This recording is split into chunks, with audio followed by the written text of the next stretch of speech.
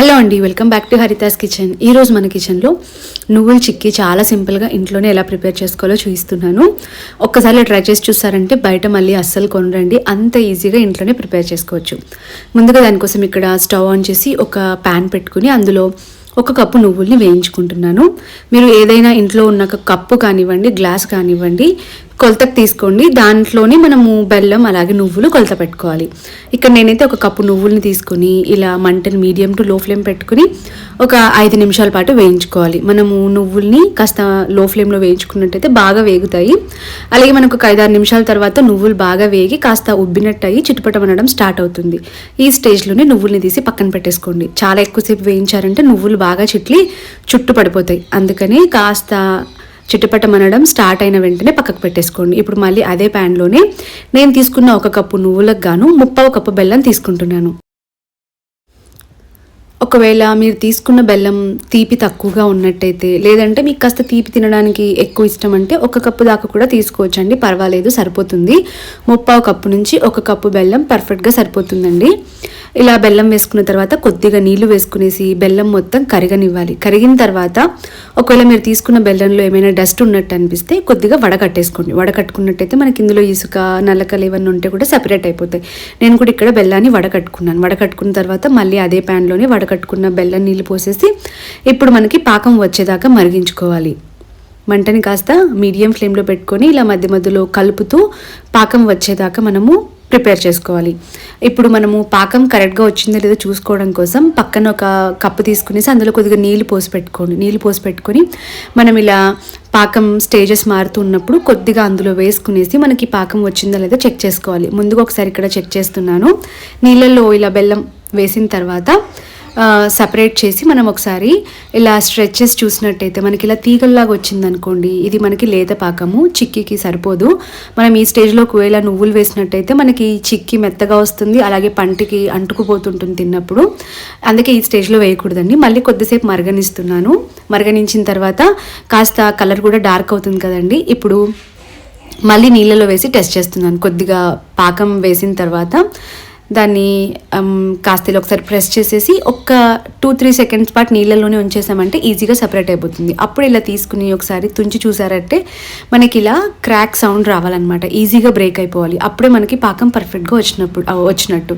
ఇప్పుడు ఇందులోనే కొద్దిగా యాలకుల పొడి అలాగే మనము వేయించి పెట్టుకున్న నువ్వుల్ని కూడా వేసి బాగా కలిపేసి ఇక్కడ నేనైతే బటర్ పేపర్ మీద స్ప్రెడ్ చేసుకుంటున్నాను. మీరు కావాలంటే చాపింగ్ బోర్డ్ పైన, లేదంటే ఏదైనా ఒక స్టీల్ ప్లేట్ తీసుకుని దానికి కొద్దిగా ఆయిల్ కానివ్వండి, నెయ్యి కానీ గ్రీస్ చేసి పెట్టుకుని దాని మీద వేసుకుని కూడా మనము చిక్కీ పీసెస్ని కట్ చేసుకోవచ్చు. ఇక్కడ పాకంలో నువ్వులు బాగా కలిసేలాగా కలుపుకోవాలి.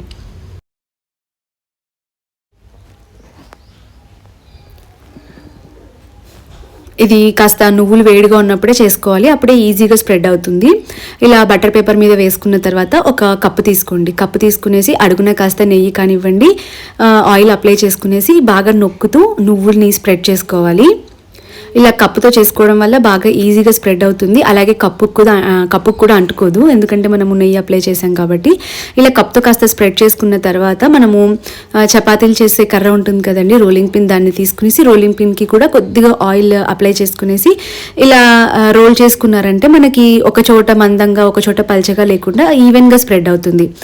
ఇలా బాగా ఈవెన్గా స్ప్రెడ్ చేసుకున్న తర్వాత మనము కాస్త వేడిగా ఉన్నప్పుడే ఒక నైఫ్ తీసుకునేసి కాస్త ఘాట్లు పెట్టుకోవాలి. ఘాట్లు పెట్టుకునేసి చల్లారనిస్తే మనకి చల్లారిన తర్వాత ఈజీగా పీసెస్ కట్ చేసుకోవచ్చు. ఇలా రోలింగ్ పిన్తో స్ప్రెడ్ చేసుకున్న తర్వాత నైఫ్కి కూడా కొద్దిగా ఆయిల్ కానివ్వండి, నెయ్యి కానీ అప్లై చేసుకునేసి ఇలా లైట్గా ఘాట్లు పెట్టుకోవాలి. మనకి ఇంకా కాస్త వేడిగా ఉంటుంది కాబట్టి కాస్త తీగలు వచ్చినట్టు అనిపిస్తుందండి, పర్వాలేదు. ఇలా స్క్వేర్ షేప్లో కానివ్వండి, లేదంటే మీరు లడ్డూలా చుట్టుకోవాలనుకుంటే లడ్డులా కూడా చేసుకోవచ్చు. ఇక్కడైతే స్క్వేర్ షేప్లో కట్ చేసుకుంటున్నాను. ఇలా ఘాట్లు పెట్టుకోవాలి. ఘాట్లు పెట్టుకున్నట్టయితే మనకి ఈజీగా బ్రేక్ అయిపోతాయి చల్లారిన తర్వాత. ఈ వేడి మీదనే అస్సలు పీసెస్ చేయాలని ట్రై చేయకండి, ఎందుకంటే కాస్త ముద్దగా అయిపోతాయి, అలాగే మనకి కాస్త తీగలు వచ్చినట్టు అనిపిస్తాయి అనమాట. అదే చల్లారిన తర్వాత ఈజీగా బ్రేక్ అయిపోతుంది. ఇలా ఘాట్లు పెట్టుకున్న తర్వాత కొద్దిసేపు ఒక 10-15 నిమిషాల పాటు వదిలేసి చల్లారిన తర్వాత పీసెస్ లాగా కట్ చేసేసుకోవడమే. చూసారు కదండి, ఇలా ఘాట్లు పెట్టేసి కొద్దిసేపు వదిలేసాను. తర్వాత ఇలా తీసుకుని తుంచి చూసారంటే చల్లారాయంటే ఈజీగా కట్ అయిపోతాయి. చాలా సింపుల్గా ప్రిపేర్ చేసేసుకోవచ్చండి. ఇంగ్రీడియంట్స్ కూడా ఓన్లీ నువ్వులు అలాగే బెల్లం మాత్రమే. పిల్లలకి స్నాక్స్ బాక్స్లోకి రోజు ఏం పెట్టాలి అని టెన్షన్ ఉంటుంది కదండి. ఆ బిస్కెట్స్ వాటిని బయట నుంచి తెచ్చిన వాటిని కాకుండా ఇలా సింపుల్గా ఇంట్లోనే ప్రిపేర్ చేసేసి పెట్టేసేయచ్చు. టైమింగ్ కూడా ఒక 10 నిమిషాలు 15 నిమిషాలు ప్రిపేర్ చేసేసుకోవచ్చు. చాలా సింపుల్ రెసిపీ అండి, అలాగే చాలా టేస్టీ రెసిపీ కూడా. పిల్లలకి చాలా మంచిది. ఇందులో మనకి ఐరన్, కాల్షియం ఇవన్నీ కూడా చాలా మంచి క్వాంటిటీలో లభిస్తాయి. డెఫినెట్గా మీరు కూడా ఈ రెసిపీని ట్రై చేయండి. అలాగే వీటిని ప్రిపేర్ చేసుకున్న తర్వాత ఒక ఎయిర్టైట్ బాక్స్లో పెట్టేసి ఈజీగా చాలా రోజుల వరకు స్టోర్ చేసుకోవచ్చు. డెఫినెట్గా రెసిపీ మీరు కూడా ట్రై చేయండి. అలాగే ట్రై చేస్తే ఎలా వచ్చిందో కమెంట్ చేసి చెప్పండి. మరిన్ని ఇంట్రెస్టింగ్ రెసిపీస్ కోసం మన ఛానల్ని అయితే సబ్స్క్రైబ్ చేసుకోండి. Thanks for watching.